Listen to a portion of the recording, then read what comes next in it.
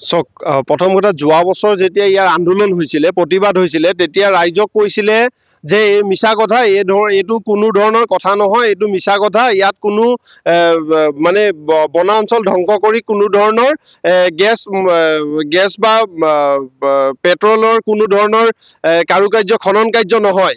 কিন্তু এতিয়া আমি দেখিছো যে অসমৰ যিটো বিবাদমান এৰিয়া দিছৈ ভেলী বন অঞ্চল, এই বন অঞ্চলৰ প্ৰায় বিবাদমান এৰিয়া, আমি যোন ঠাইত থিয় হৈ আছো ইয়াৰ পৰা 18 কিলোমিটাৰ অসমৰ ভূমি, এইটো বিবাদমান এৰিয়া।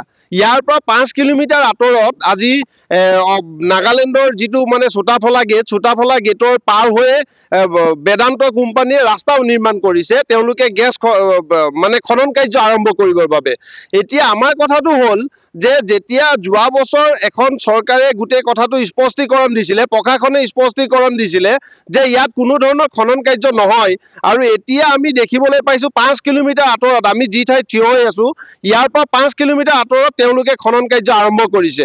তেনেহলে যোৱা বছৰ যিবোৰ কথা কৈছিলে এই বছৰ সঁচা নে যোৱা বছৰটো সঁচা?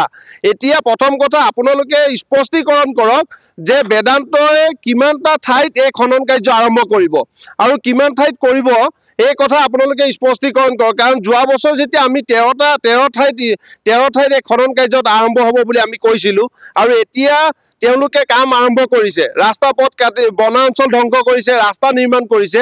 তেতিয়াহ'লে ইয়াৰ আপোনালোকে স্পষ্টীকৰণ, প্ৰশাসনে, জিলা প্ৰশাসনে এটা স্পষ্টীকৰণ দিবলৈ কাৰণে আমি দাবী জনাইছো। বনাঞ্চলত বেদান্ত অইল এণ্ড গেছ কোম্পানীয়ে যি অবৈধ খনন কাৰ্য চলোৱা প্ৰস্তুতি কৰিছিল, তেতিয়াৰ পৰা আমি ইয়াত আন্দোলন কৰি আছিলো। কিন্তু আন্দোলন কৰি থকা পাছতো মৰিয়নি গিবন অভয়াৰণ্যৰ লগতে এই দিছৈ ভেলী সংৰক্ষিত বনাঞ্চলৰ প্ৰতি ভাবুকি সৃষ্টি কৰিব পৰা আমি কোনো কাৰ্য ছাত্ৰ সন্থাই আমি মানি নলওঁ। আমি পোনপ্ৰথমে এই বিষয়টো ধিক্কাৰ জনাইছো।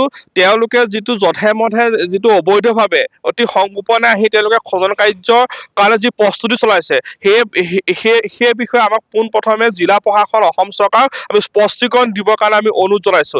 তেওঁলোকে এই যিটো বিবাদমান এলেকাত তেওঁলোকে যি তেল আৰু গেছ খনন কাৰ্যসূচী চলাইছে, তাৰ ৰয়েলটি অসম চৰকাৰে পাব নে নাগালেণ্ড চৰকাৰে পাব? প্ৰথম স্পষ্টীকৰণ আমাক দিব লাগিব।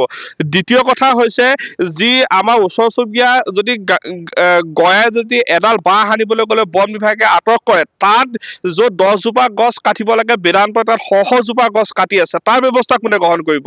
আমাক স্পষ্টীকৰণ দিব লাগিব। আমি ইয়াৰ পৰা জনাইছো যে মৰিয়নি গিবন অভয়াৰণ্যৰ লগতে দিছৈ ভেলী সংৰক্ষিত বনাঞ্চললৈ ভাবুকি সৃষ্টি কৰিব পৰা জৈৱ বৈচিত্ৰ্য ধ্বংসৰ কাৰণে যি তেওঁলোকে প্ৰচেষ্টা চলাইছে, সেই প্ৰচেষ্টা আমি ছাত্ৰ সন্থা মানি নলওঁ।